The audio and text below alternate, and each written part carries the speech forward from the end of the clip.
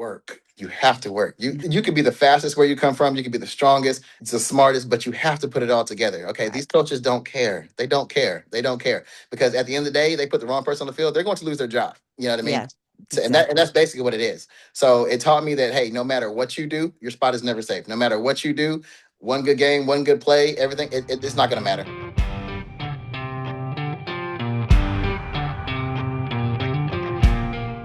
Today on the show, former football and track and field athlete and the new general manager for the Memphis Hound Dogs, James Fisher Jr., is up next.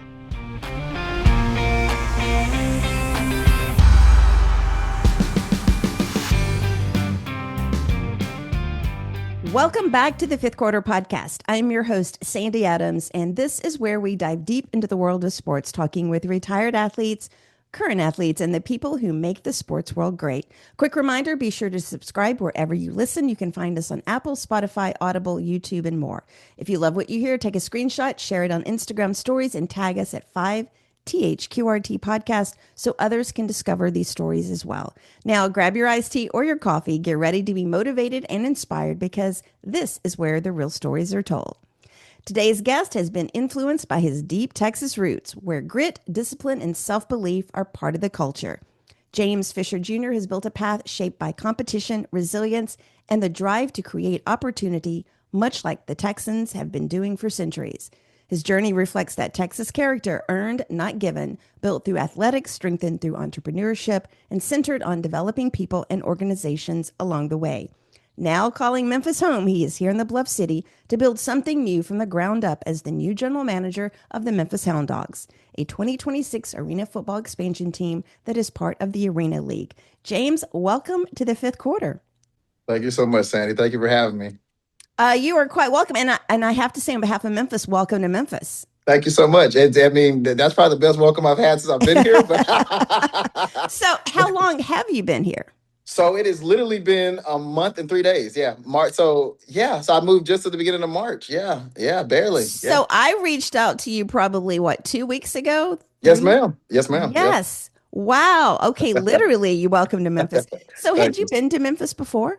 A couple of times. So actually, my first time in Memphis was actually a few years ago. I was here on a business trip, and I was here. I was actually coming through, going to Knoxville and Nashville and visiting all those places. But I actually was really impressed by Memphis, just by the culture and definitely the food and everything else, and just the people. Like it was a very homey feeling. It reminded me of home, honestly. Well, you could probably pass that along to LeBron James because he's not very well liked in the city right now. No, he's not. But we're gonna change that. We're gonna change the perspective. That's my job. uh, so so as I said in the intro, you're general manager of the new Memphis Hound Dogs, which is our new expansion team for the Arena League. And we're going to get into that a little bit more, but I do want to ask a little bit about what was so this is like your first trip actually staying here, right? Yes, ma'am. Yep, first time. Yep. Okay. What was your first experience in Memphis like?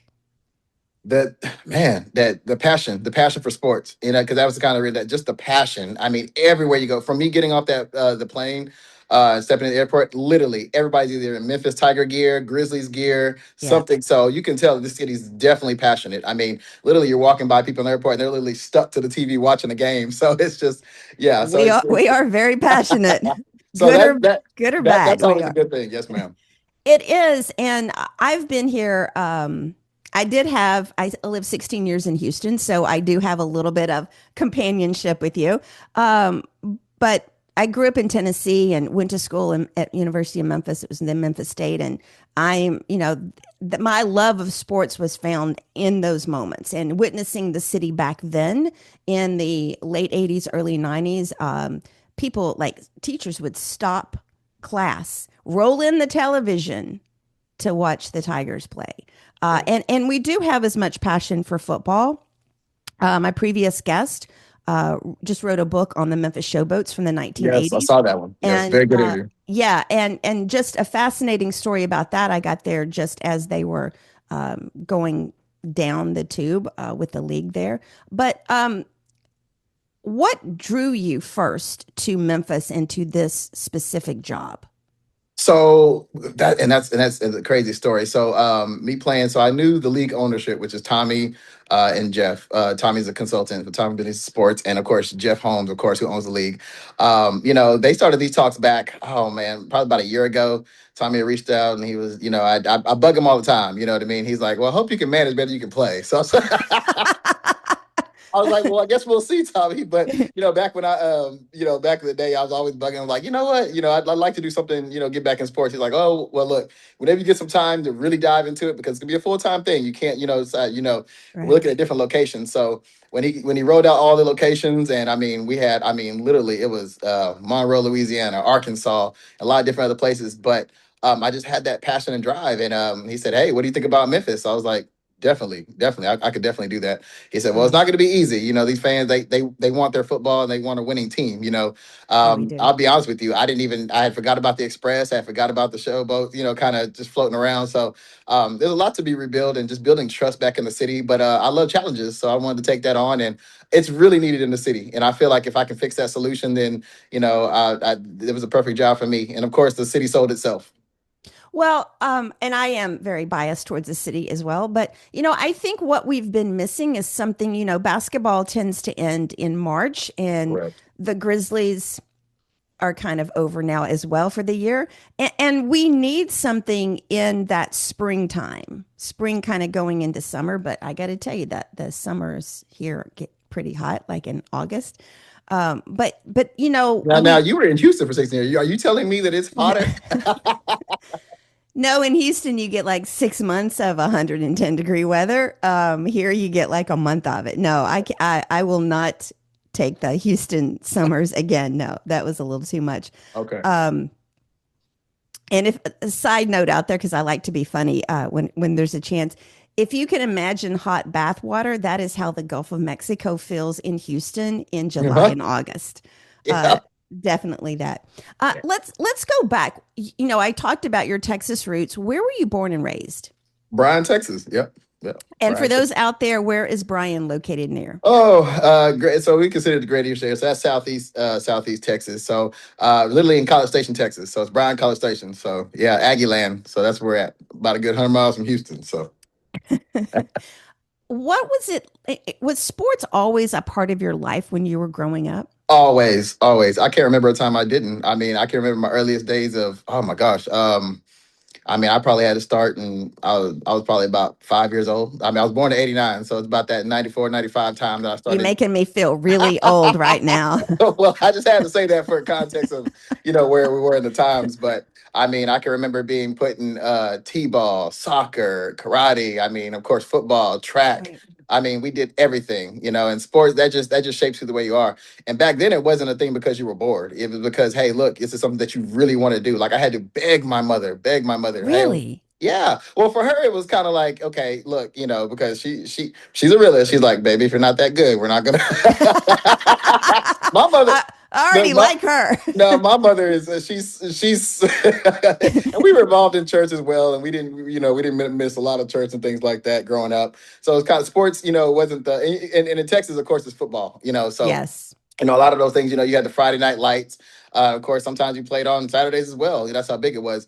But literally, it shaped my whole life. I can't imagine a year. I played sports probably for the better part of 17 years, and I can't Right. remember a year that I didn't play. It molds you. It shapes you. It brings you together. It brings you together with different friends, with different people that you Mhm. normally wouldn't associate with.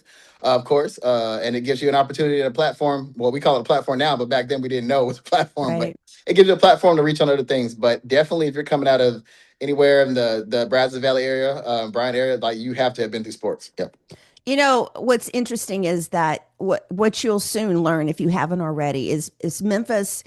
Yes, we are connected through sports, and it's amazing how many people, all walks of life, religious backgrounds, ethnic backgrounds, financial backgrounds, can come together and talk to each other in a public setting about sports. When the teams are doing really well, you can stand in a grocery line and everybody will be talking that probably would never have even spoken to each other. And I Exactly. think that is really great about our city and just really bringing the city together. So going into high school, Hmm. you told me that you played football and you ran Uh, track. yes, ma'am. What when you were a freshman in high school, like what were your thoughts about your life after graduation? Ooh, do you really want to know? I don't. I Yeah. don't. Oh, so I I mean, mean, I've honestly, had some people that have said, I didn't have a thought about graduation.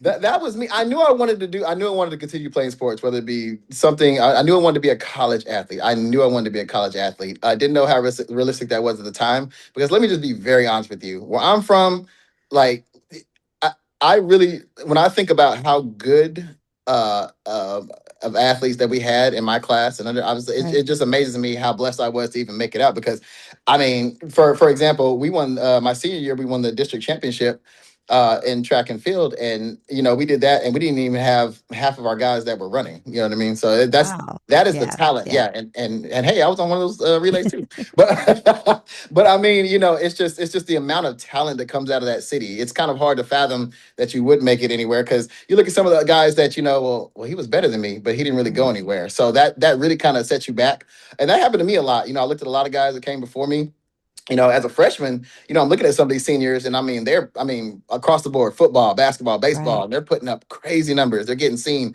I mean, there were sometimes we'd be at practice, and of course, you got, college coaches there just looking at them. Yeah. You know what I mean? So that's very intimidating. But at the same time, it's just like, that gives you motivation, but it also gives you kind of like a realistic expectation to be like, hey, look, if that's the caliber of person that they're looking at, it kind of gives you like, hey, look, you may even figure out where you need to Right. fit in, get in to fit in. So. So going into your senior year, were you Mhm. still thinking about going into college and playing football, or were you thinking more about track? Both. Either way. And so for me, it was going to be either way. So track. So a little bit of background. So track was always my first love and first sport. Right. My mom ran track. She's actually from a small town outside of there. She's from Snook, Texas. So they're big on track there. And so that's just what I grew up on. And a little Right. bit of little bit of context to that is, man, speed was our thing back in the day. You had to be the Mhm. fastest at everything, whether it was the fastest at baseball, football, basketball. Usually the fastest guy was usually that person. So I always tried to be one of those people. But yeah, I grew up playing running track. Ran everything. My signature was a 400 meters, so that's what Right. I did. Yeah, so I was excited about that. But yeah, but then also it's Texas, so you kind of had to play that football roles as well too. Um, Football was always difficult for me because it was like, one of those things where I really had to try hard. I didn't have to try as hard as track as I did at football. I really had to try hard at football. And it's just, the learning curve for me as far as getting in there, everything was slower. But I was Right. always really, really good at, just being a good team player, being a good teammate. And I think that kept me ahead of the game. But going into my senior year, I really, really, I didn't know because I had coaches talking to me about football. Say, hey, look, you're quick.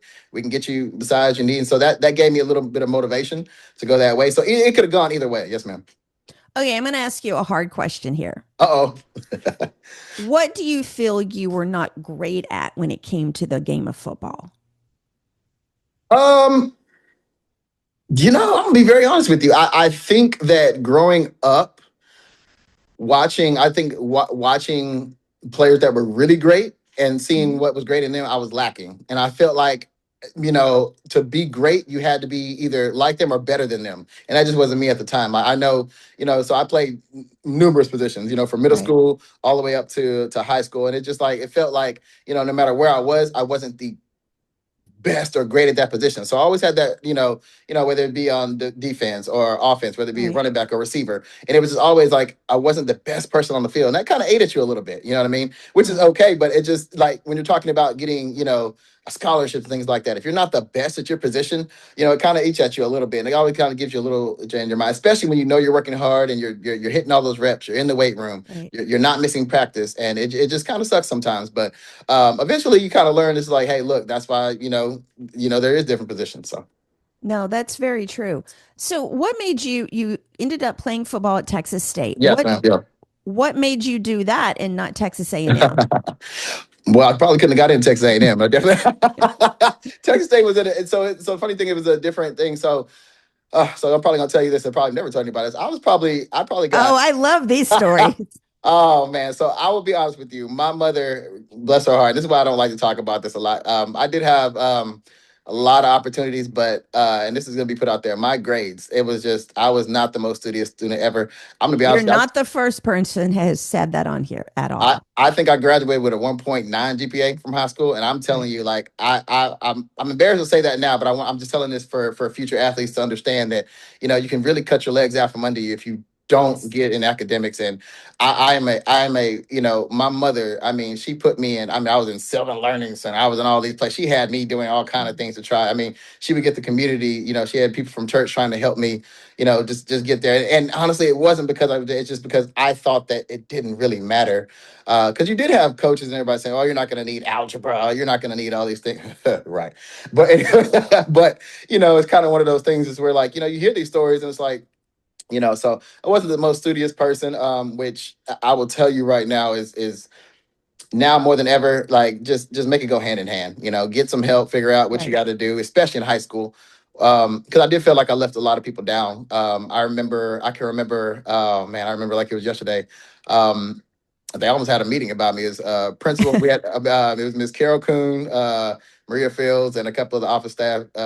Chrissy Richards, and they had me in there, and they was like, "Hey, look, you got to get together." And she actually sat me down and had a meeting with me, and it took me 3 tries to pass my test. We have exit. Right. Yeah. So they sat me down and they were like, "Hey, look," and they basically gave me basically agenda to say, hey, look, we need you to do this, this, and this. And they work with me. And it really does take a village. And once you realize Right. that people care about you like that, I didn't want to let them down. So that's why I really buckled down and really started to focus. Mike McCarley, he was my advocacy teacher. And I mean, by God have it, he was a math whiz. I mean, that man, I mean, he's a sorcerer with numbers. And so Right. I mean, I was him just talking to me and I was always like, I think I'm just not getting math. He goes, no, it's not something you're getting. You have to apply yourself. And for somebody to come at, just constantly and constantly, and to this day, I haven't talked to them forever, but I hope they know that I love them to death, and I wouldn't have made it without them. I wouldn't have. It was just one of those things that you never know how much somebody Right. cares until they actually have to step and do it, and they all did that. So I can tell you right now that everybody in that school was rooting for me, and that's really how I made it out. So You know, what I think is important about what you just said is that I still I believe today, and I hear it. I have a lot of friends who are coaches, yes, ma'am. and they talk about how you've got these two sides to every kid that's in sports, and you've got them saying, you need to focus on the game and doing all this, and you can make big strides, and you can make it to the pros, and they are pushing the academic part aside. And I think, almost every athlete I've had on here has talked about how that the academics were really important. And you're not the first person to say that you didn't really focus on that at all. I've had one guy who talked about he did it up through like sophomore in college and then had a wake up call, Yeah. And so I think it's important because that message out there is academics, because I've talked to a lot of people who say, if a pro scout or a college scout is looking for you and you don't have the grades, talent alone is not going to get you anywhere. At all. And At if all. it does get you somewhere, it's not going to keep you that way at No. all. And you hear a lot of those stories where the athletes they get a chance to go to college and they don't even make it a semester, Exactly. and you know why, Yes. and honestly you root for them, and God, you root for them so much just to be like, hey, just make it out, just so we can say we Yep. all made it, because that's how it was back in the day. If one person made it, we all made it. So that was Right. just Right. I love saying oh my gosh, I knew him, I went to class with him. We've had several guys go pro athletes. We've had Brett Shea, we've had a couple of guys go do really amazing things. Right. But in the grand scale of things, you look at how many athletes there are that come out of Bryan College Station, and it's just like I'm just shocked. So, but it does, resources are a big thing as well too, and just getting people out there. But Huge. academics hold a lot of us back. Yes, and not, there's only so many positions on a pro team Correct. Right. and in a league. And I think that kids today forget about that. They don't necessarily see that, every year there's a draft, whether it's football or basketball or baseball or soccer. And, there's only so many positions and people aren't retiring immediately either. So, you've got to pay attention to that. Go ahead. Do you want to know a funny story? So Sure. there are some schools out there that will take a guy with a 3.8 GPA over a guy who runs a 4.4 any day just to say, hey, look, we're going to get this guy to help boost our GPA, our team GPA. And that's what a lot of Yeah. schools will do. And I will tell you right now, a lot of schools do that. They're like, you know what, we'll take this guy and give him, well, he's getting academic scholarships anyway, so he doesn't need Right. a class scholarship, but he's happy to be on the team. So that's a big thing that people don't understand. Well, and something I didn't realize until like this past year, and I'm going to get slack for this, but the coaches at Memphis get bonuses based on the GPA of the team. Yes. If it's in I think it's a 3-year average or something. Somebody kind of explained it to me, but I didn't realize that, and I don't know how many other schools also focus on that too. But all of our sports at Memphis, they put it out and they average it over a rolling 3-year basis, Okay. and you get bonuses off of that. Hmm. So it's all around. So and that, no, Memphis is not the only one. Yeah, I would say some a lot majority of, I would say probably about 60% of D1 schools do that, and that's yeah, to incentivize the coach that, hey, it's not just about winning and losing technically, but you do have to graduate your guys. So right. the coach's four main thing is to recruit, retain, graduate, and educate. That's it. That's Right. it. That's all they have to do. Easier said than done, but Sure. no, but that main thing is, yeah, that GPA means a lot, because if it's a public university, we know that's where they get their money Yes. from. So, Exactly. and if it's a football program, I can tell you right now, they're the breadwinners of the school. So if Hmm. you have a low GPA, I mean, they're not going to women's softball asking them to, because they don't have a problem with that. And that's what I've noticed too. It kind of falters with the bigger sports, the football, the basketball, Right. because you go to the lower sports like that. I mean, I know several volleyball schools now, their GPAs right now are 4.0. You know what I mean? Yeah. They never mention that. But if it's football and they have that 2.8, you're going to hear about it. So, Yeah. And with the football, there's so many more players on the team right, than right, any other sport. right. It's crazy. Okay, so let's talk about you. You went to Texas State. You Uh, played football one year. What was that like on the first game? Scary. Go. I wouldn't. We had the sideline club. So even going further back. So let me tell you how many teams I was cut from. so Okay, yes. so originally, so I did actually had a chance to try out for the trap team there. Didn't make that, which that was heartbreaking too. So I did try out for that, didn't make that. That was heartbreaking for me. But yeah, so then they was like, hey, well, you can come play. And I was like, okay, it'll give me a chance to stay, be active and still Right. work out to go towards that goal. It was scary. It was scary. D1 athletics. And at that time we were transitioning from the Sun Belt to the WAC. So it's just like, oh my Right. God. You know what I mean? So I was like, no, I'm never gonna play. So, so it was like it was just like, okay, do this for, I mean, they had the $60 million Adidas contract and all that.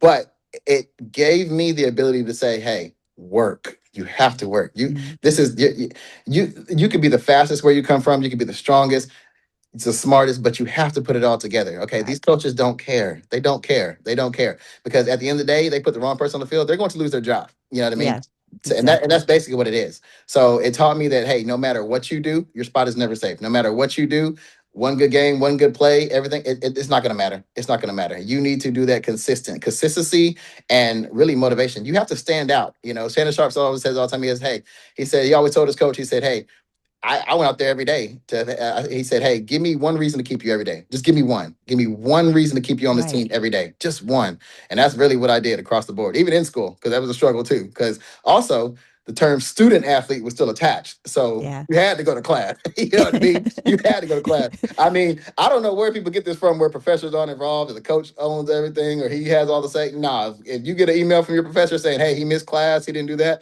Oh, that you're that is probably the worst feeling in the world, knowing, because they'll tell you too. Oh, I emailed coach. I'm like, Yep. so yeah, but definitely it teaches you how to manage life. It teaches you how to manage Mhm. life. First game, like I said, was scary. I didn't play. And actually, that was I didn't even travel. I wasn't even on a traveling team. So when we came, our first home game was actually homecoming, but it was just scary. Just no, and it was a little surreal at the time. Just like, oh my Right. gosh, I'm a football player. But you always want to be out there. You always want to play. And I mean, it is cutthroat as far as even competition in practice. So yeah. Oh, I'm sure it is. Uh, I hear all of those about position people with various positions just competing to see who's going to get first and who's going to get a chance to start. What did that whole year teach you about yourself? I had a lot of growing up to do. It wasn't high school at all. Yeah. Nobody's gonna call you. I mean, thank gosh if you have a great roommate, if you have some great teammates, they're gonna wake you up in the morning and say, "Hey, look, get up, Yeah. eat breakfast before we go." Yeah, I was blessed too, but I'm gonna be honest with you, it's very rare. Everybody is just Right. like, nobody's your mom. You know what I mean? Thank gosh, my mom did call me and wait. She did sometimes. She was like, "Are Ki- you up yet?" But I ki- mean, ki- but no, most of the time it's like you got to be an adult. Like you literally go from 17 to 25 Mhm. in literally 1 year, and you Yes. have no choice. You have to manage schedules, you have to manage classes, communication with coaches if you're not going to do something, and so it was definitely a learning curve for me. So Um, so when you're in that first year, Mhm. had you already declared a major for school? I had not. I wanted to do criminal justice. I wanted to do criminal justice so bad, but when they're talking to the counselor, Miss Grosky, she told me, she was like, "Ooh, well, you're giving me your strong points academically wise, so let's." And she goes, "So, and this is perfect." So she's like, "Your future. Let's think about your future. What do you want to do? What do you want to do?" Right. And I was like, "I don't know." She's like, "Well, what do you do?" And so I never realized, and so this is what's missed now that I think that a lot of gal counselors aren't doing is really getting to the deep effects of that person's mindset on what they're applying for, because I went in there just saying, "Hey, look, I want to be a cop. My dad was a sheriff. You know what I mean? I love Right. being, I want to do something in forensics. I want to do something in I mean, my mom's favorite show is SVU. So hey, I got to do Right. something." So, and they were like, "Well, that's not realistic. So, and I was like, "Why is that?" And she was like, "Okay, well, you might want to do this, but let's pull up the jobs when you get done, right out, and what they're paying." And how Oh, long it yeah. takes to get in there. And she wrote it out for me. And she's like, "Well, you can start out doing this, depending on what area, city, and everything." And I was like, "Really?" And just like you said earlier, somebody like if you're a forensic investigator, they might have those jobs for 40 or 50 years. I mean, they're Exactly. not going anywhere. You know what I mean? No. And if it's a smaller town, I mean, you might have other than elections, if that you might have police that don't even move around. So that's something that she brought to my attention, and I was shocked. And so I was like, okay, I like to work out, I like sports, I like coaching. So I went Right. the exercise science route, not knowing, because when she pulled it up, she goes, "Hey, coaching's like a fraternity." You know what I mean? You're It gonna have you're is. gonna have It to get in is. there and build yourself up. I mean, you might have a couple of friends. Your high school coach maybe help you out, but the thing is, you need to prove to yourself so that way you can get on a coaching staff. So I went several different routes. I did, thank gosh, graduate with exercise sports science. But I mean, it was a shock because they said, "Hey, you may have to start out being a PE teacher making $32,000 a year." And I was like, Mhm. "Well, that sounds fine with me." And she kind of looked like, "Okay, well, we know where you're from." So I was like, "Hey, that sounds good to me." I was like. Well, and So, that is the reality of it. People, kids see one thing and they think that, oh, I can just start out like that. And I have to say, this current generation, some of them feel a little entitled to I would say start all. out I would say with all. Yeah. higher amounts. Like, oh no, it doesn't work that way. Well, Uh, it's. I mean, you think about the NIL. So even going back to high school now, high school is still one of the purest form of sports there is. I mean, you're playing with your friends, your family. So you're literally putting on a show for your family. You know what I mean? And that's what you want to do. You're putting on your show for your family, your yeah, community, and that's the pride that you have. That's the payment that you get. I loved walking in church. Everyone like, "Oh man, you did amazing." I love going in yeah. class the next day, and everybody's like, "Oh my gosh, you did this and that," and congratulating the guys, or when the guys came back and won the wrestling championship, we're like, "Oh my god, these guys are gods." So I mean, and you think about it like that, and it's just like it's the purest form. But then you move into other outer levels of the college, the pro level, and it's just like, hey, it doesn't matter. You know what I mean? And now these kids are like, hey, I want a state championship. I need this, and this. Well, we got was a Coke and some chicken wings. We didn't get we got the two Gatorade Frost when we got done with practice. We didn't have buffets and all that, so it was kind of weird. But yeah, it is definitely across the board. But I mean, it's the growth of athletics. I'm excited to see where it heads to now that we've got some little structure and some things put out there. But we'll see. I do think that there's going to be an awakening because and obviously I pay more attention to basketball than football, but I think there's going to be an awakening because these kids, these young men, young women, well, it's Just mostly young men that are pushing the valuation. They're over valuing themselves and asking for millions of dollars. yeah, And, then we look at it as, and I think John Calipari out of Arkansas has yes, talked about this too, and some other coaches about, you know, they will probably never play in the pro leagues. and this is their time to make that money. However, it's probably also their time to spend all that money, and just the whole aspect of that, which I'm not going to get into NIL. I get off on a tangent We there. we can talk about that all day, and trust Yeah, me, yeah, I'm with you on that one. That's a whole nother episode. But yeah, I'm with you that on that is one. Yeah. that is. So okay, so you're okay. So what happened? You played 1 year of football Yeah. at Texas Hmm. State, and then Yep. you didn't play again. No. There and the reason. Was that your decision? Both, a little bit of both. It was just Okay, like, so I wouldn't have passed. So of course, again, we had right. academic issues. Yeah. So I was on the team, but I really was, you know what I mean? And honestly, I'll be honest with you, when they come and talk to you, like, hey, look, you got to focus. You got to grow up. You have to Right. focus. Like, you're not going to be able to make, and honestly, it had a lot to do with maturity. It really did. It really did. Like, and they were just, You're not the first one to say that either. Not at all. and I'll be very honest with you. It's just now that I look back at it now, oh gosh, she's gonna see it. I wish I would have listened to my mother as far as trying Yes. to. I wish I would have listened to her as far as how to approach these type of situations because I'm gonna be honest with you. My mama didn't go to college. She didn't have a degree, but it goes back to man like that woman. I mean, the love that the only reason why I'm here talking to you right now is because of her prayers. I'll be very honest with you. I Yeah. don't know how in the world I'm even here, but she even called me the other day. She said, "Hey, I'm praying for you. Just make the best of the situation." I was like, "Yeah, please don't stop doing that." But so no, I really do feel like, because I carried those same habits I did in high school over to college, Right. thinking it was going to be the same thing, but it was 10 times worse.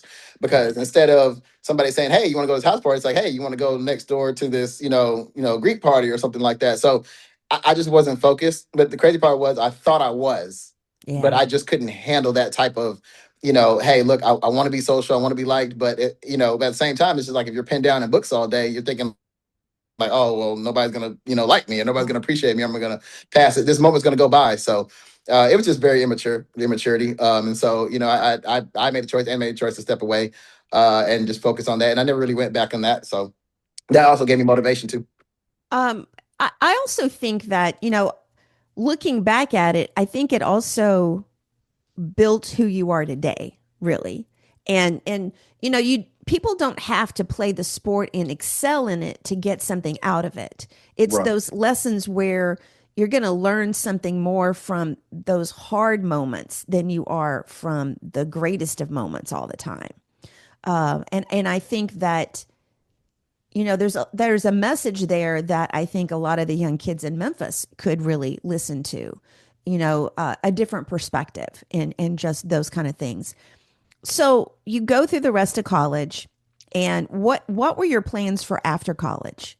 At that point, I didn't know. I never thought I was depressed. I never thought I had any kind of like Right. that. But I guess I was. I guess I was just like I didn't know what because at the same time, if you didn't make it at this level, if you're not really have opportunities, then what do you do? What do you do? And it's kind of like Exactly. I did something my whole life, and it was a little bit not only that, but the thing that hit me the most was it was just the people that keep asking, "How are you doing? How's everything going? What happened? Yeah. What happened?" And it's kind of like it sucks. It really does. I lost and so I lost my father passed away in 2011 on Father's Day, June 19th, 2011 on Father's Day.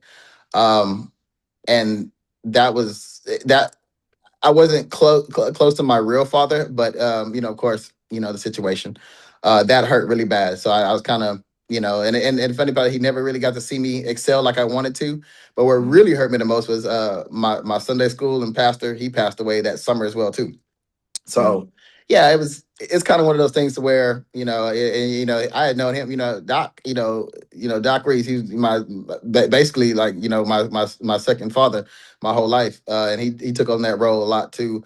And I just felt like I wasn't making anybody proud, and my mom would call me. She's like, "How's it going?" And I felt like, what do you want to know? Like, what do you know? I'm here. I'm going to Yeah. school. I'm doing what you want. It's kind of you get a attitude about it. It's like I'm here. What do you want? You know what I mean? You're going through the motions. Yeah, yeah. So for me, it was kind of traumatic, and even still to this day, like me and her, just probably about a couple years ago, were able to talk about these things and how I felt about it, and my emotions towards it, because I Right. didn't want to go home. I didn't go home forever. I didn't go back to Bryan for like 5 or 6 years because I didn't want anybody to stop me or say, "Hey, what are you doing?" That in my mind, people saying, "Hey, what are you doing? What are you up to?" It just kind of irked me because I didn't want to tell them. Hey, Right. I'm working a job. I'm in an internship. I'm going to school. It's not as exciting as saying, hey, I scored a touchdown last week, or hey, I won an invitational last week. And honestly, that's another part of immaturity. And it hurts so bad. Like I felt like, I had no heart to do anything. My motivation went down, and it hurt. It did. It hurt me in many ways. And honestly, um, just because I wanted to make my everybody proud that helped me. I'm talking about Sure. those people that helped me even get out of school, and they're probably thinking Right. like, oh, we helped him get out, and he can't even, you know what I mean? So that does hurt. So You know, you're also not the first one to talk about that. So many of the athletes that I've talked to have talked about, that moment, whether they stop playing in high school, college, or yeah, pro, that moment where they just don't have, like, they're always thinking, what am I going to do next? right, I have no value now. And then everybody who, I want to say, they're probably trying to live their life through you. yeah, They're trying to get that excitement through you. And people don't realize how they may think those questions are supportive, yeah, but they're actually piling on that pressure yeah, and just emphasizing already how bad you may feel about yourself.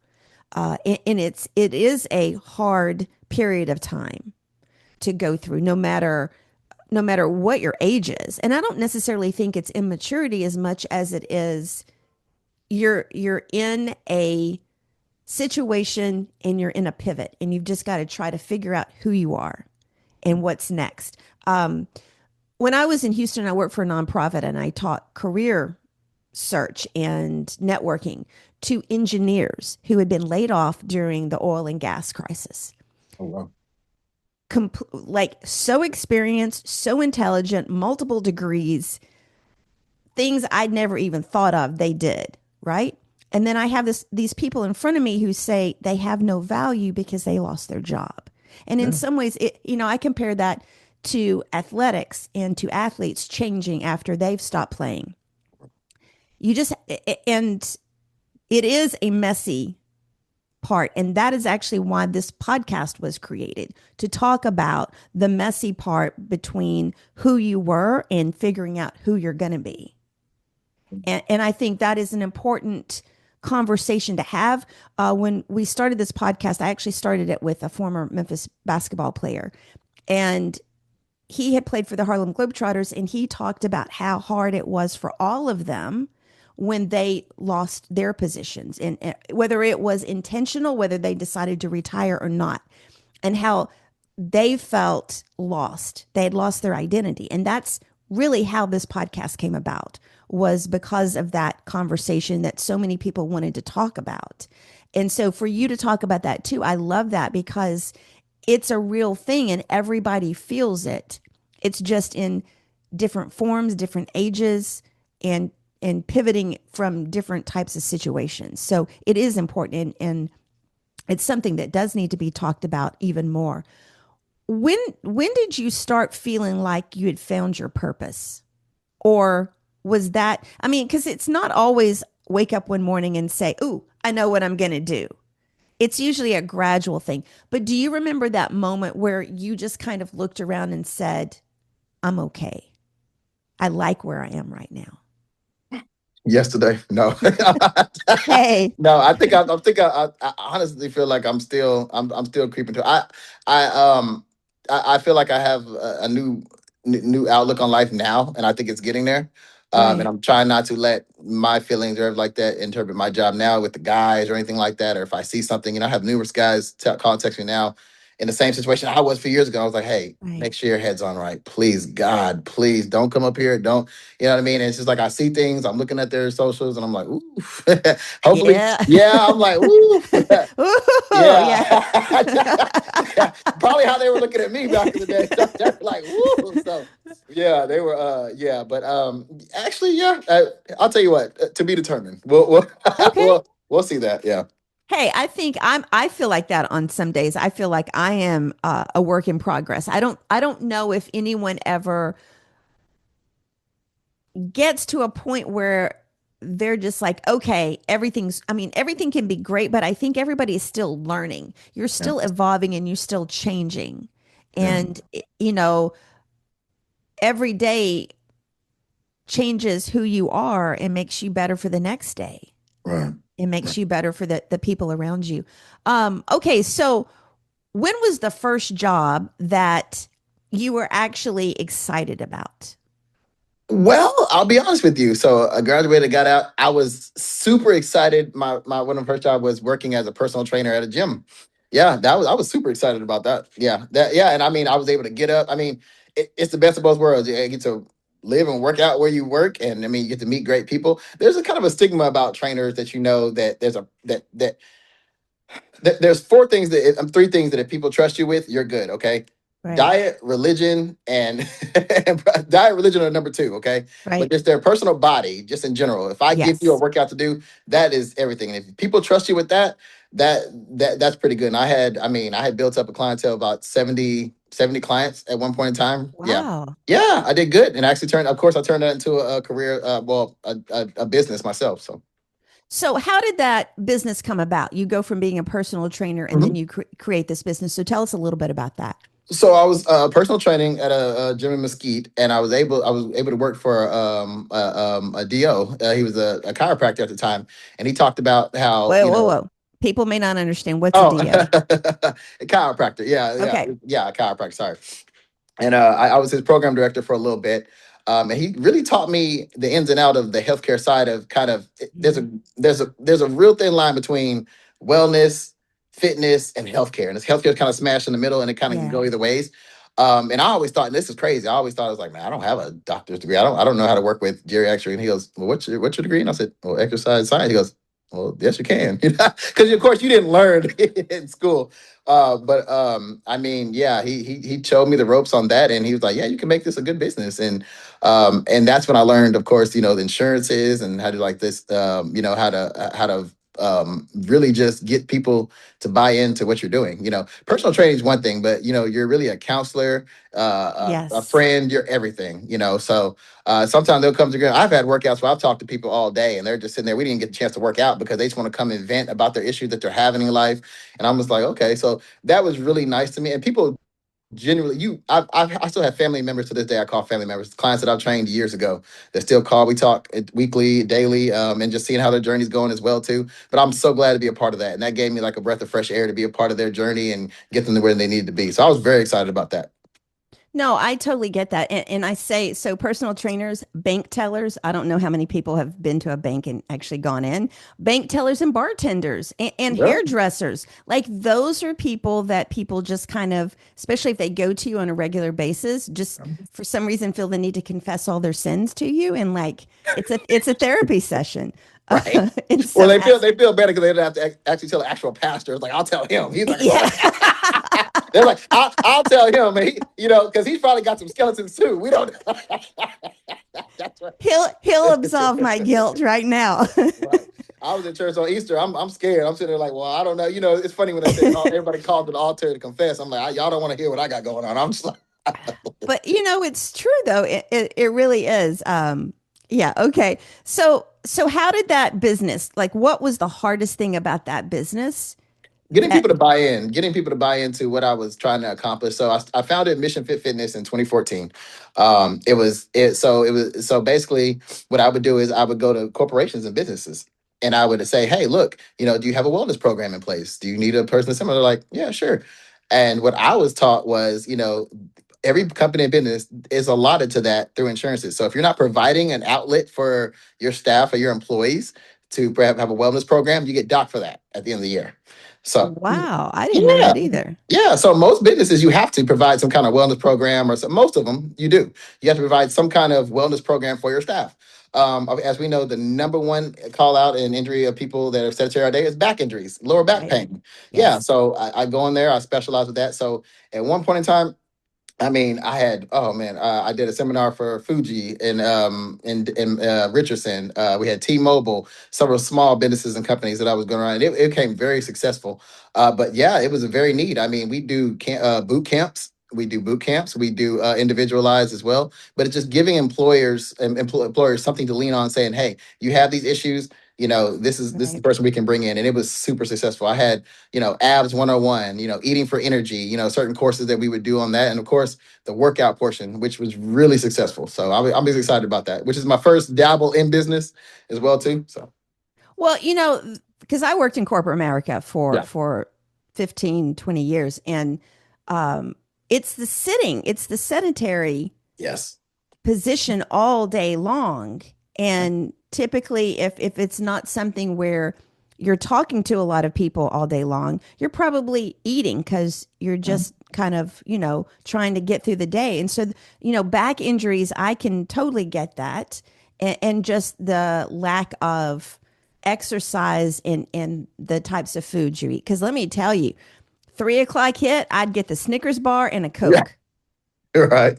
Okay. And every day I do that. And that's a lot of calories and sugar. Yeah, people To don't understand. One, if you ate one M&M right now, you would have to run 100 yards to run off that one M&M.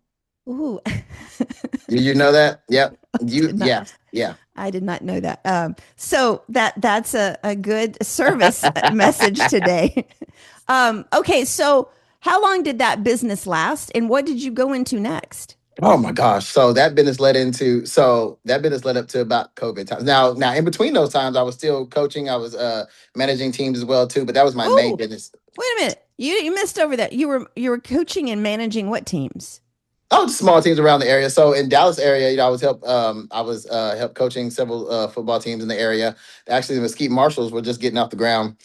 They tried to come back. I was going to actually be able to manage that team as well too, and several Were just they teams. were they semi pros or were this high Semi-pro, school? yeah. This is Okay, semi-pro, okay, yeah. okay. All these semi-pro teams. It was huge. So the DFW actually, oh my gosh. So you're talking about no short of talent there, but there's a lot of semi-pro teams that come and go that make it. And I was a part of several of those teams. They call them like, "Hey, look, can you come get the guys?" And so Right. I started out just working out with them. Of course, led into management roles and things like that as well too. So we did that with several teams around the area. I mean, there was the Outlaws, the Marshals. I mean, we had the Bulls at one point before they were the Bulls again. So there's a lot of different teams that we work with. A lot of talent in those areas, but it's ownership wasn't really all that good, so they never really got up off the ground. But some of the best arena teams or IFL teams started in DFW, of course. So when did you decide to go back and get your master's? This was 2017. Yep, 2017. Yep, yep. And what inspired you to do that? I was actually speaking with several. So I was actually speaking with several doctors at the time. I was working at a clinic at the time, doing a program director as well for rehab research, Texas Institute Right. of Sports Medicine and Weight Management, and they Mm-hmm. were like, "Hey, exercise physiology is going to blow up in a couple of years. You may want to look into it because everything's changing." Because let me just break down how they did this. So they started out with physical education, it went to Right. Denise, then it went to exercise science, and now it's physiology. So that's all they did. And depending on where you are, if it was a research university, you were hands on or you were hands off. You did a lot Sure. of different things. So what I learned is, giving that said, a lot of things that we did in exercise science, they were hands off. And I needed that extra, because I wanted to move up because I had fell in love with the rehab portion of things in the Right. healthcare. So I wanted to move up. So that's why I went back to Midwestern State and got that. Yeah. And then Okay. and they paid for it. So Hey, yeah, hey, that they were like, that's hey, that's even because better. they call it an investment in themselves because they wanted me, yeah, to continue. Yes. Yeah, yeah. Yes. Okay. So let's move forward. How did you get involved with the people that eventually created the Hound Dogs? Oh, wow. So man, that was so Tommy Benito, of course, he's the consultant. He's worked with hundreds and Right. hundreds of teams. I mean, he's everywhere. He's considered the guru of putting these things together. And I actually played for him and his first and then Tim Brown on the inaugural IFL. At the time they were the Desperados. Jerry Jones had them. They were the Desperados. They sold them off, and then it became the Revolution. So they were the So the so Allen you Revolution. you played semi pro or No, pro? this is Okay. IFL. This is pro. Yeah, this is Okay. professional. Okay. Yeah, Okay, yeah. you left that part out too. Well, well, that was a short. So we were getting to that. So actually, so that was a short stint. I'm sorry about that. So if we go back, so right after, so I literally played half a season with them. So how I did that was in 2020. 2012, 2013. Actually, another personal trainer guy that I was working with at the time, he was actually from Mississippi State, and he was going to go try out. And he said, "Hey, look, you should really try." I was like, "Look, I'm done with football. I'm depressed. I don't want to do it Right. anymore." And he somehow pulled me into there, and it worked Because out. it's better in twos, it's better in pairs. Yeah, and I mean it happened. So I went with him, and it worked out perfectly. And yeah, actually, I made the team, was on the team. That was, which is very strange to me, because me being older, and literally I'm only 2 years older. I graduated 2012 from Texas State, so I Right. was only 2 years older. But I felt so much more comfortable in my own body. You're out there with. I mean, we had 40-year-olds out there. We had 18-year-olds out there. So Wow. yeah. So it was kind of condensed things, but I felt like I was evenly. Remember we going back to high school when I told you Yes. you felt like it, but I felt like, okay, I was coming into my body now. I felt good. I wasn't so small anymore. I felt comfortable. I had graduated, so it wasn't this huge weight of, oh my gosh, if I don't make it, Right. I'm gonna have to go back. I mean, and of course we don't make a lot. They don't make. I mean, I think at Right. that time I was making $25 a game. I mean, it wasn't. Oh my God. Yeah, that's not.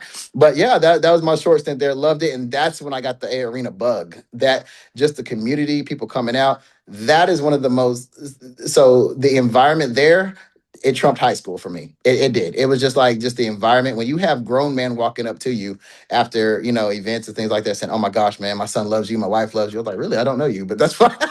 And so that gives you that. I mean, you didn't get that really in high school, but I mean, there you did. I mean, you put these teams in communities like that, it's Right. just instead of like Memphis. Oh, I mean, you're local celebrities, and I love that aspect of it. Not celebrity aspect of it, but just the fact that people, they support you, they buy in. You know what I mean? I had Sure. people, they come up to me like, "Hey, look, when you're done playing, if you don't go anywhere, I got a job for you."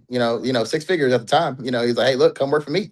Yeah, people just wanted to come up to you, send you up to the job just to visit them. So that was a big thing. So I would have to think that you said you felt more comfortable in your body. I also would think that you maybe no longer felt like if they didn't keep you, it would be hard. no, it's because I already went through it before. Like I've already, Yeah. so it was already. It's almost like rejection. Yeah. And it's so sad because you get used to rejection. You just do. You get used to rejection. I'm not going to say failure, but you get used to you get used to Well, rejection. it also it doesn't define you any longer. Correct. Right. So for those out there, because I have a wide audience, what is the difference between NFL football and arena league football? Well, I mean, NFL is the NFL, of course. Yeah, you play 11 on 11. It's but 11, so there are women that watch. So okay, so 11 11 on 11, players, man. 11 players versus 11 players, correct? Yes, ma'am. And Okay. NFL. Yes, ma'am. Okay. And the rules are a little spectacular. Now, I will tell you in the IFL that so each arena, so the IFL, AAL, and a few other leagues, they do actually have kickers. We don't in the arena league. We don't have kickers in the arena league. We throw the ball in our league. So we have Okay. throw offs. Yeah. Yeah. But the biggest difference is the number of players. Also, there's a wall, not a sideline. So you don't have out of bounds. You just have so there's a wall there. So there's no out of bounds technically or sidelines in arena ball. So You just hit a wall.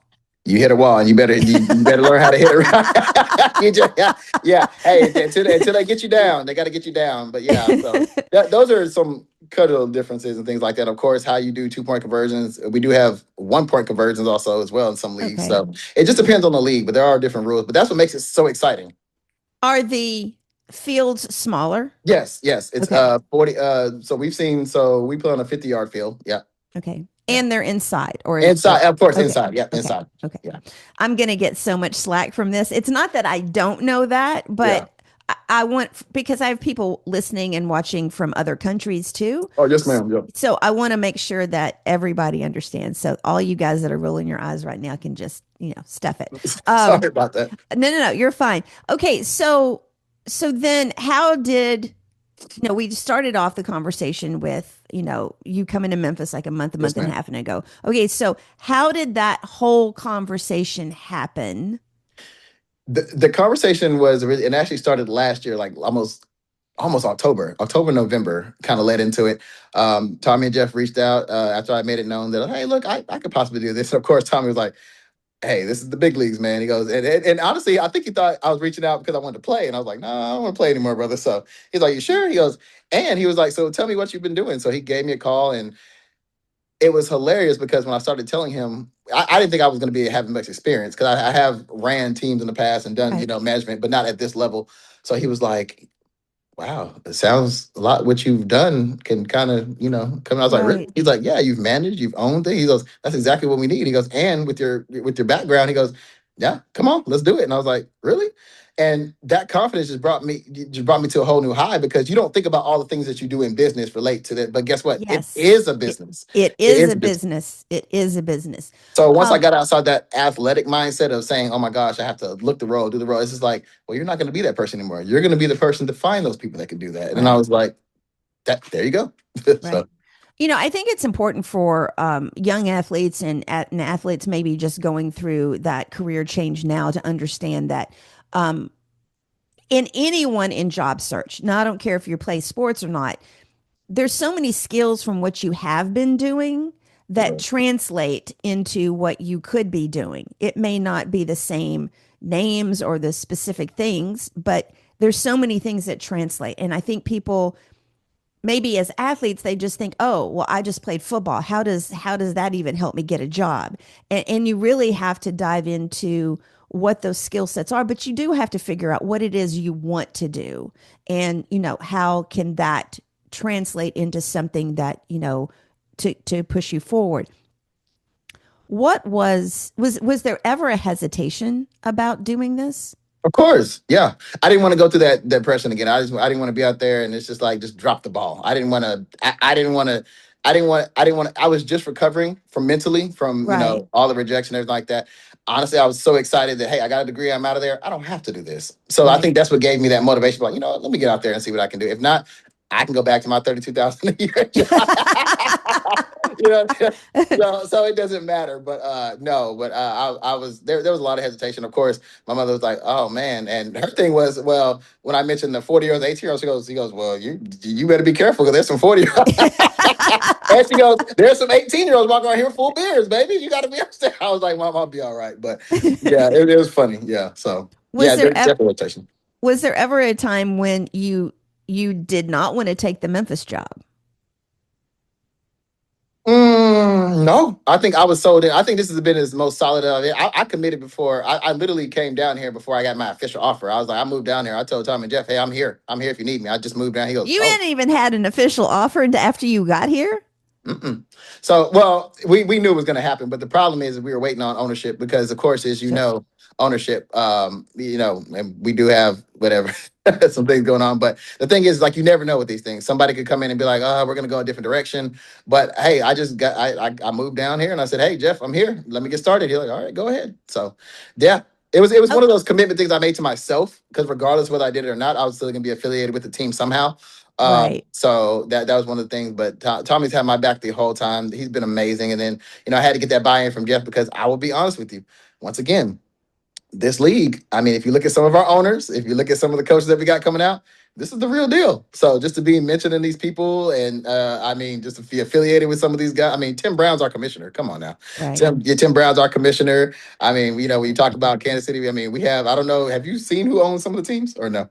No, I have not. Ah, so just for our day, so we have the Kelsey brothers who have ownership stake in our Kansas City team. I do know who they Yeah, are. yeah. We have it. Say, audience, do y'all know who they are? We have a couple other. We have other couple of celebrity owners on. They're kind of in the back, but they're there. So you always want to make sure that hey, look, you're bringing in the right person, Sure. in the right demographics and things like that. So Jeff and Tommy, they sat me down. They were like, hey, look, this is, we love you to death, man. But hey, you're gonna have to go hit the ground running. We need to see hustle, leadership, and it's all yours. Right. This is your baby. It's birth, so run with it. And so I committed to that, and so far it's been a blessing. So Okay, so we had the reimagining of the Memphis Showboats yeah. last year. So how do you, and it had really low attendance, obviously, for the past, I don't know, 2 years. Um, how do you envision getting the people out to watch a game indoors? So let's review what we talked about earlier. So we don't have to worry about heat. because it's indoor. It's going to be 72 degrees in the Memphis And Sports I Indoor got to Center. tell you, some people tried to get me to go to a Showboats game, and I'm like, there, I'm not going to go sit in a sun like a raisin. I'm not going to do it. I'm Well, not. that's I'm part not. of that. I mean, whether you're a track meet or football game, that's just part of the. I mean, Yeah. the weather is always going to be part of it. So that's just makes it. But inside is neutral. So that's one thing. Two is just community buy-in. So let's get into it. Since I've been here for a month, I've just hit the ground running. I have been to almost 40 or 50 businesses. I've made so many calls. I'm just showing up at schools, just saying, "Hey, look, I'm here." They have to see how much you care. Sure. Sure. You can't do a city like that has so much passion for sports like this. And the reason why they do this is because they know, regardless of what they say, somebody's always going to have a team to come. But I think people in Memphis are getting a little tired of that, and I think they're starting to show it with their attendance. I think they are, and it's across the board with a lot of teams. But I can tell you is this community buy-in. My first step getting down here, I didn't want to go look for a coach or players or anything like that. I want to go look for the people in the community that make these decisions. That say, hey, look, I'm Right. going to come to this game. And that's what I've been doing. People, and I'm getting a little flack for it already. It's like, hey, look, why didn't you sign a coach? Why haven't you signed players? And I'm like, hey, look, I was at the St. Francis Hospital the other day, making my rounds, just talking to people, just letting them know about what we're doing in the community and how we can Right. help them. Supporting our educators, being at some of the events that to get our faces out there. Because you'd be surprised to see how many people didn't even know the showboats were here. So yeah, Oh, I can imagine that. yeah, Yes. And the other thing is that just the buy-in itself, but also you talked about going out there and just hustling. When with the previous guest Keith Wood, we talked about how Pepper Rogers, who was the Showboats coach, how he was like a one-man sales machine. Like he was everywhere. And I actually had a friend of mine who was in college at the time that the Showboats were here, and he said Pepper Rogers actually came to their dorm, into their little community room on the third floor of what was Richardson Towers, is now gone, on University of Memphis campus, and just talk to some of the people that live there. you Like have to. he would just show up everywhere. I think John Calipari, when he was here, he did the same thing. He would go out and he was just talk to anybody and everybody, because you do have to, get that buy-in. And if we talk about the sports and the media in Memphis, and I know a lot of the media people, yes, it's a male sport. So you're probably going to get more buy-in from the media because it's a male sport and it's football. But still, how do you reach the people that don't listen to all these sports shows, who are not on Twitter, now X? And, I don't think that a lot of people listen to the regular radio anymore. So, how do you reach those people that are out there every day?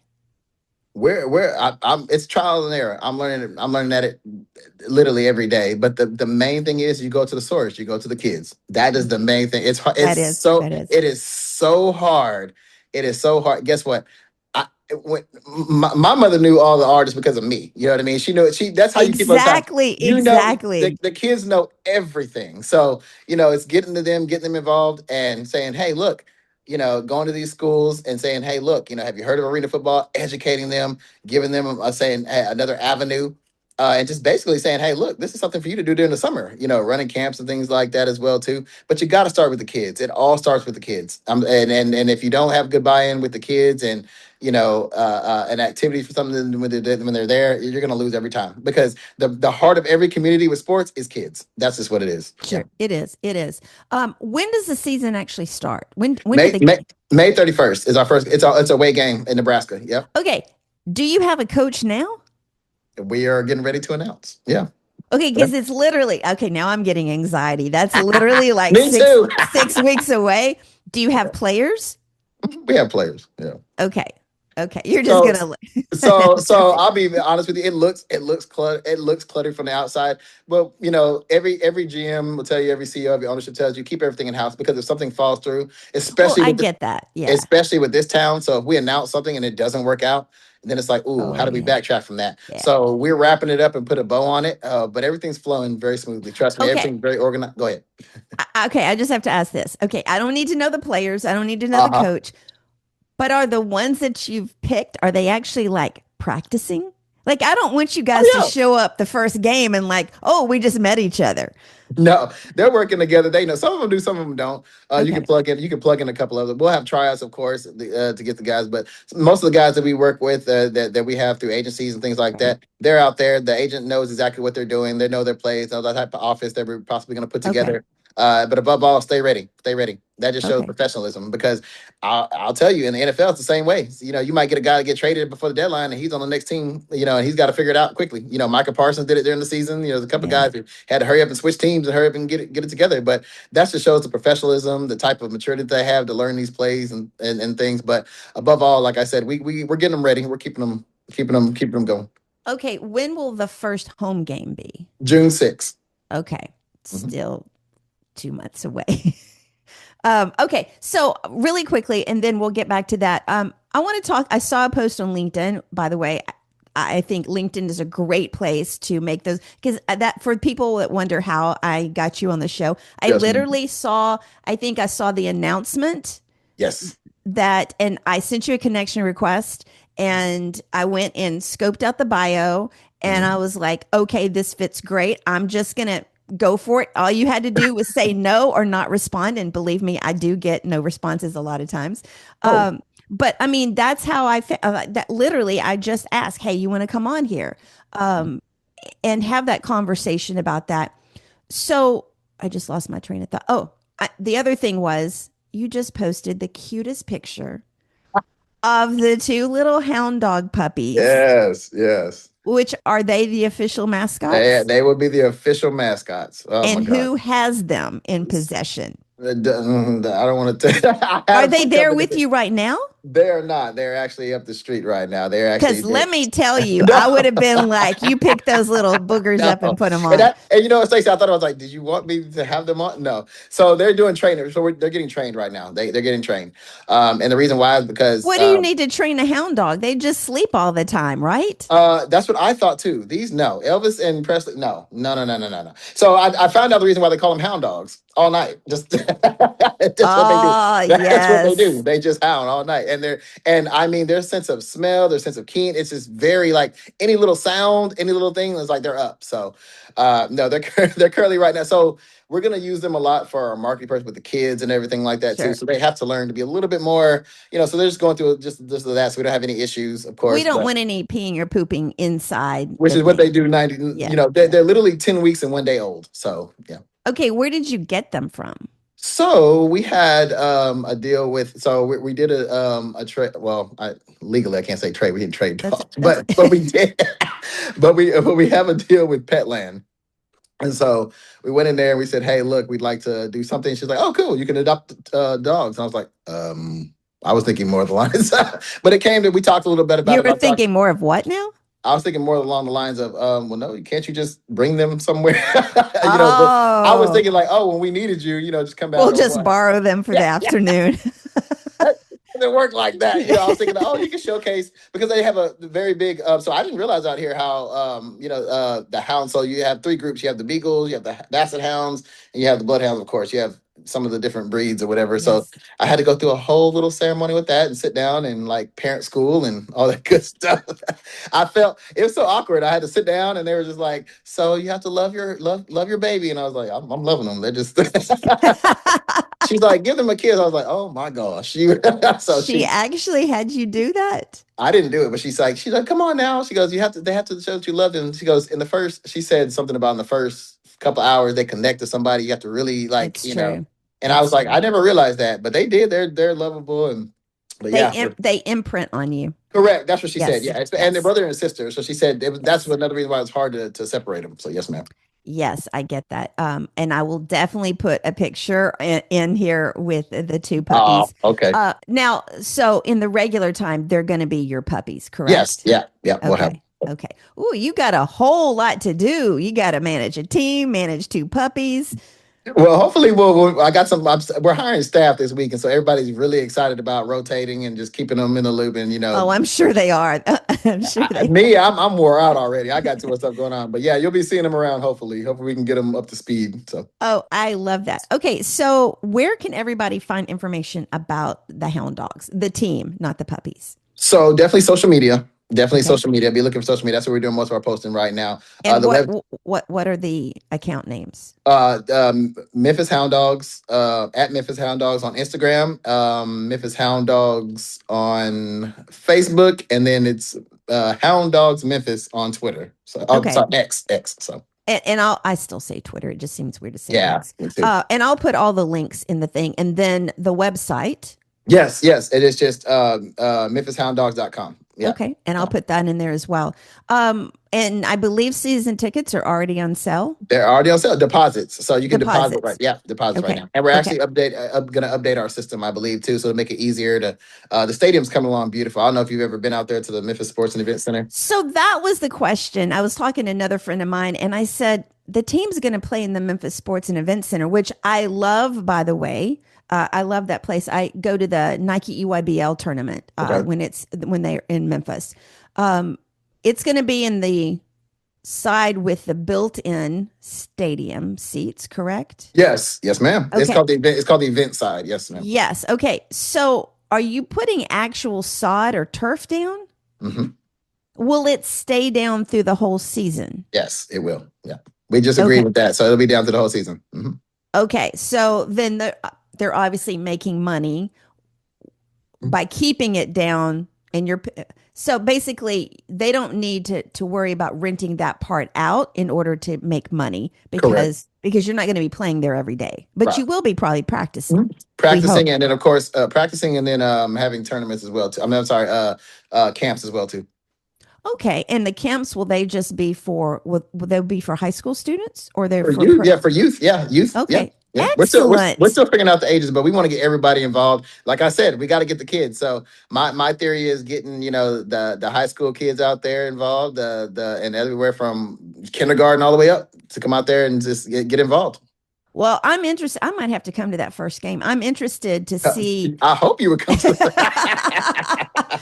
um, I'm interested to see how that side gets transformed into an arena football Mhm. space. Well, it's a volleyball court, and there's like 6 courts of that, so it's huge. So our Well, I've only been in there when there's basketball tournaments going got on. you, got you. So that's why I was kind of like, how's that going to work? But I figured it was the event side with the actual built-in stadium seats. Yeah. So the Uh, field actually only covers, I mean, there's still 10 or 20 yards before you get to the stadium. I mean, the field is not that big at all. So, that's okay. I will okay, I will be there for the first game.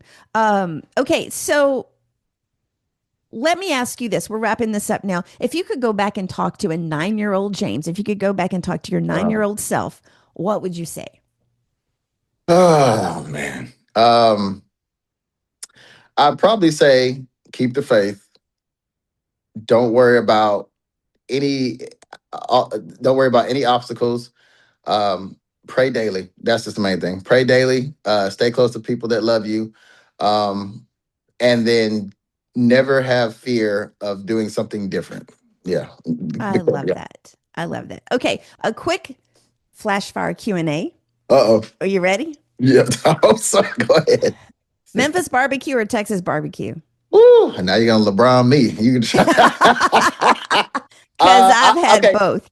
Okay. Let me. It is going to be extremely hard to erase 30 something years of Texas palate. So I, I I will tell you this right now. I've been to Central Barbecue and a couple others, but somebody says I have to try something else. But as of right now, I got to go with Texas okay. just No, because. no, I get it. But I'm open. I'm open. There's always room for improvement. I haven't seen too many places around here, so you have to show Okay. me. Since I've lived both places, Okay. and I'll tell you a little story. When I was in Houston, and I moved there for a man. When I was there, he was cooking brisket. I'd never heard of brisket in my entire life. And I'm like, and I still believe this, you don't barbecue meat. I mean, beef. You barbecue pig. You don't barbecue cow. Wow, that's It's and it goes back to that's how I was raised. okay. Barbecue is Yeah. pig, right? But yeah, I had never heard of brisket at all. Wow. And I do like it. I do prefer Memphis barbecue. But what you have to, because you cannot be cannot have Memphis barbecue without having a barbecue sandwich with the Mhm. slaw on the sandwich. See, that's what they're doing out here, and we don't. It's always on the side. You know what I mean? So I it's just know. So when I lived in Houston, there's a barbecue place called Red River Barbecue. okay. Yeah, yeah, It's yeah, down in League City. yeah, Okay, yeah. I went in there so much, and I always said I want my slaw on my sandwich, and they were like, we don't do that, and they'd make me buy a little thing of slaw. And so I came in there so much that the owner said, you and several other people keep asking for that, so they actually created a plate called the Memphis plate, which Mm. actually has the slaw on the sandwich. Okay. Okay. Thank you for pioneering that in Houston. But the other thing was, when I went in there the first time and I'm looking at the menu, I'm like, it's like reading Greek to me Yeah. because it's all like chopped and it because we shred it. Right. Y'all chop it. Yeah. There's a difference in the consistency. But anyway, you got to have slaw on your sandwich. That's the only way to truly enjoy a Memphis barbecue sandwich. So, I will. I will. I will try that next time. So, okay. Okay. Early morning workout or evening workout? morning, 4 a.m. every morning. Every morning. Okay. Latest movie that you've watched that you loved? Ooh, F1. I like F1. Yeah, Yes. Yes. F1, and there's another. Oh man, what did I see? The Last Rodeo. Yeah, I saw that. I like that one too. Okay. Yeah, yeah. Okay. What has been most surprising about Memphis? Uh, the passion and culture again. Like I said, Okay. just the openness of the city. And people can say what they want. You can look at the news all the time. It's like that. I haven't had any issues since I've been here, which is surprising. That is surprising in itself. But just the buy-in of the community, yeah, that is surprising because you don't hear that. You don't. No, you don't at all. Okay. And the last one on game day, do you wear a suit or do you wear team gear? Ooh, depending on the game. So I might start in a suit, whatever, but at the end, if it gets ugly, I might just be in a hoodie and some sweat. I always have something extra because I don't know, because I sweat a lot, I move around a lot, and I'm horrible. Like my mother will tell you back in the day, she's like, he couldn't keep an Easter suit clean. Like he was just always doing something, and I'm the same way today. Like I'm gonna get something on my jacket, I can't sit down. So I'm gonna have to, I might just do it for a little bit for a walkthrough, and then after that, I'm gonna have to watch the game. So Okay. Did you watch the Michigan UConn game last I night? did. I did. Okay. Yeah. Yeah.